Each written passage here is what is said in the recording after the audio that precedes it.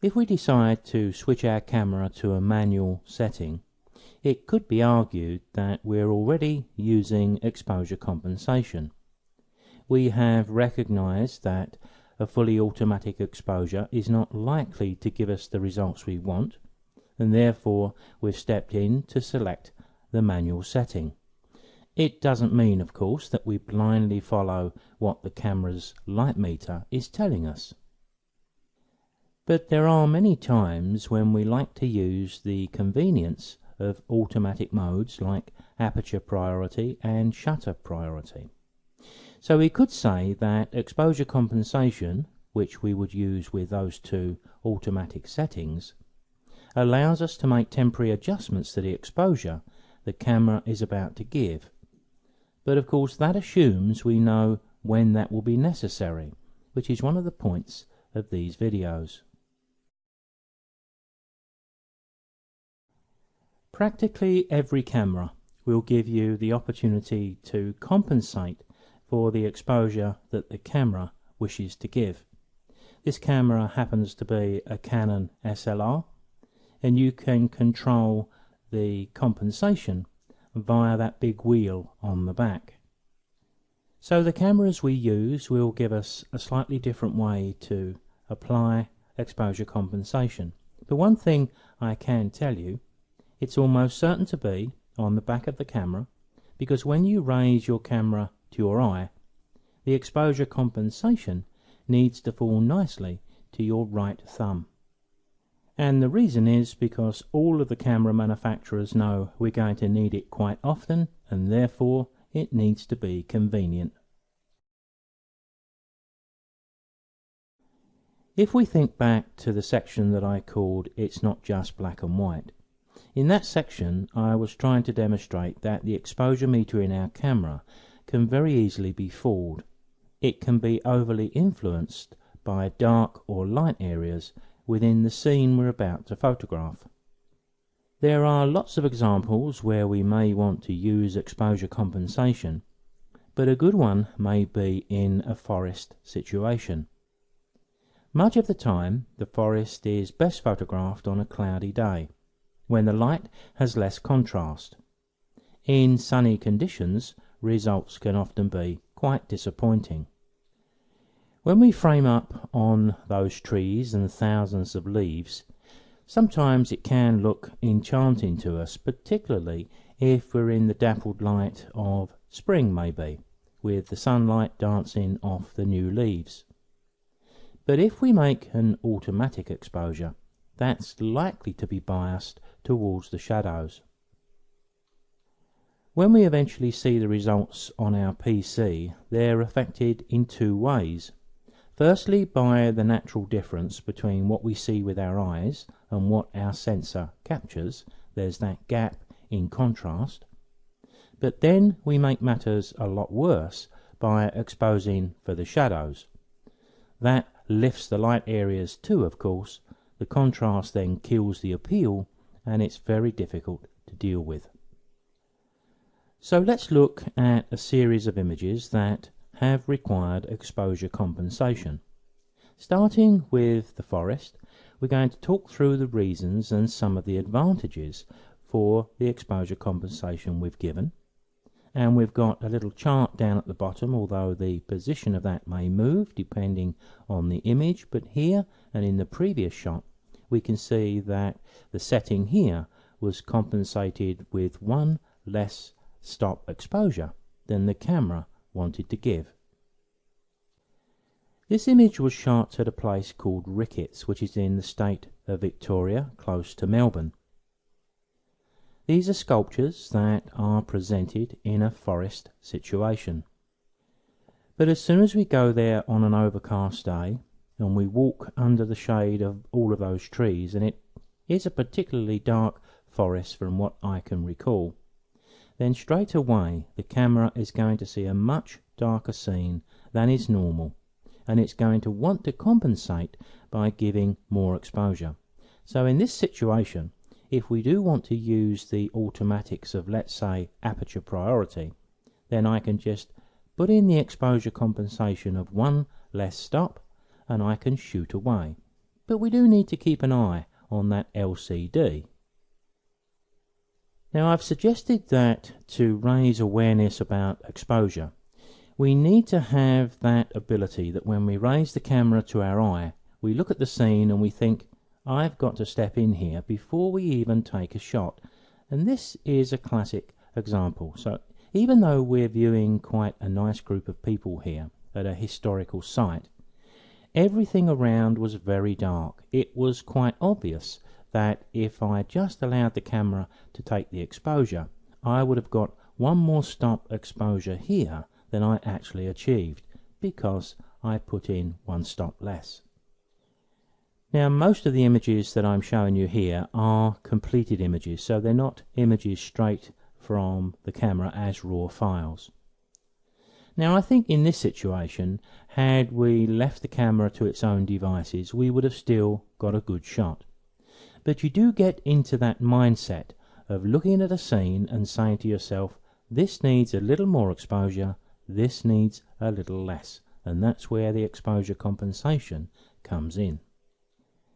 Now, here I've stepped into a shed which housed an old historical steam engine, so the whole area was covered in soot, very, very dark.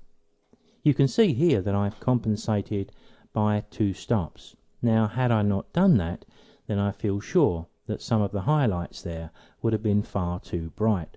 And I think keeping that exposure down to that level actually maintains the atmosphere of the place. Now here my exposure compensation is the other end of the scale. I've given this 2 stops more than the camera really wanted to give. Well, I'm shooting clear glass against a white light. So if I allowed my camera to make that decision for me, it would try to turn that white into 18% grey, and the picture would be dull and lifeless. Another example where the camera is seeing lots of white water. So the tendency for the camera is to say, this is rather bright, I need less exposure, when in fact we need 1 stop more exposure. And of course, one of the benefits of setting that 1 stop underexposure compensation is we can walk around an area or a scene like this, shooting a number of pictures and just having a look at the LCD now and again to make sure we're still on track. So in this situation you could say that I'm getting all the benefits of an automatic setting, but I have had to step in and compensate to give myself confidence that I can do that. As we move on to a picture shot in an old steam railway yard, we can quite easily say this is a very similar situation to the rainforest. It's all of the same issues that we're dealing with. We're pointing our camera at the side of a dark steam train, photographing a mainly dark panel. So we need a little exposure compensation. Here, the camera wants to make it brighter, so we step in and say, no thank you, we'll have 1 stop less than you're prepared to give, and the picture works fine. Still in the old steam yard and the end of a steam tube box, we've got some light coming through here, nicely positioned from a compositional point of view, but certainly not enough to balance the exposure. So the 1 stop underexposure given with the compensation again is the right thing to do. And purely from an exposure point of view, what's the difference between this image and the previous 2 shot in an old steam railway yard? Well, very little. So the photographic circumstances between this shot and the 2 previous railway ones is identical. We're taking a picture of a ground-dwelling bird in the depths of the rainforest, so we've got all the same thought processes going on, and we're needing to step in and reduce the exposure. So I have 2 thoughts while I'm looking at this picture. Had the camera been allowed to give the exposure it wanted to give, we may have started to lose detail in the white feathers, maybe around the beak, the eye, the head and the chest of the bird. But of course the other thing to remember is if we're not keeping an eye on the exposure to this level, then it's very easy for the exposure to just drift a little further the wrong way, and again we'd be considering a complete burnout of many of the light tones in this image, which would destroy the charm of it. Now we could say that the previous shot was a low contrast situation. Here we've got the other end of the scale. This bird was feeding in the rainforest, and as it dipped down to rustle around at its feet, I lost the bird completely because it was almost entirely in shadow.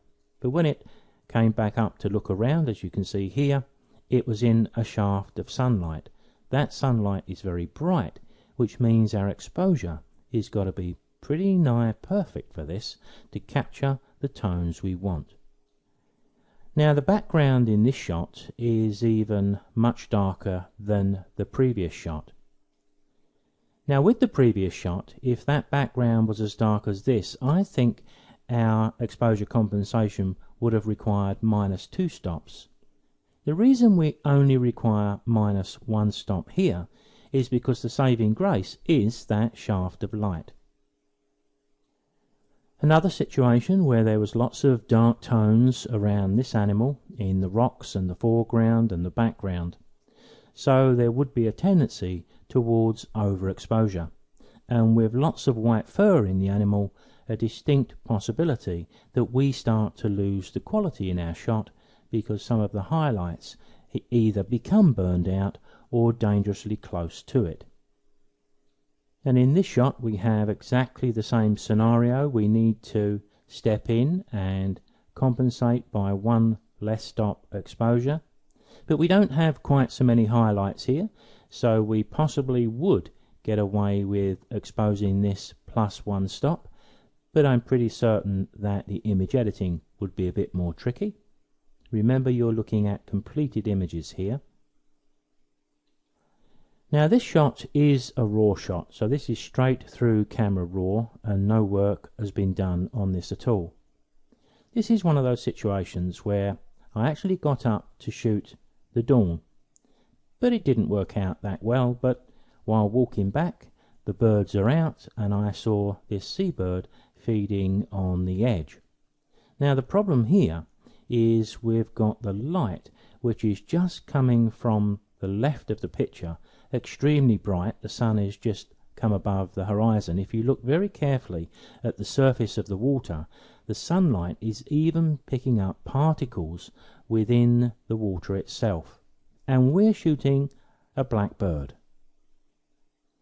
So this is one of those situations where the very contrasty low side light gives us something worth photographing, but at the same time makes it a bit tricky to get the exposure right.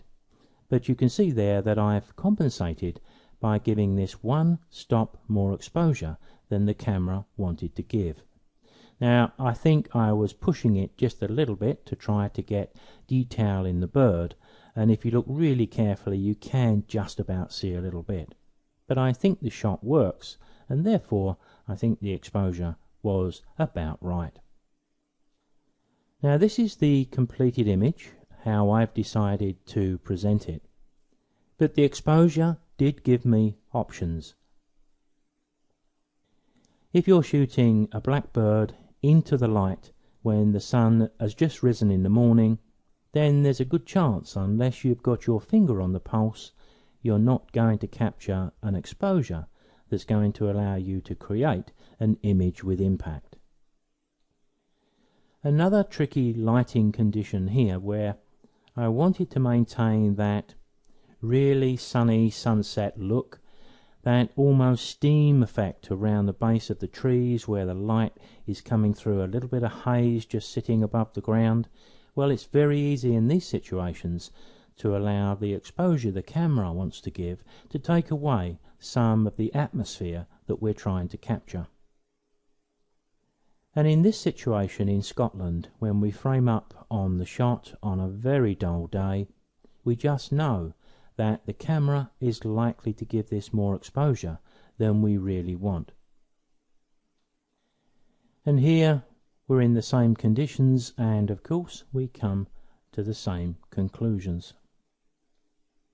This is my final shot in this video, and we can see that I've used one stop less exposure using exposure compensation. We can also see we've got that glancing low light across the foreground. So there's every chance here that if we'd given this another stop, we could have started to lose the qualities in the foreground and the nice light on the tree that we've captured. So if we can raise our own awareness of exposure, just as we've seen with the pictures we've viewed in this video, so that before we even take a shot, we've got some idea. A, do we need to reduce exposure? We're safe to leave it as it is, or do we need to increase the exposure? If we can do that, then the image editing becomes easier. The number of images we can choose from when we come back from a shoot becomes greater, and therefore our success goes along with that.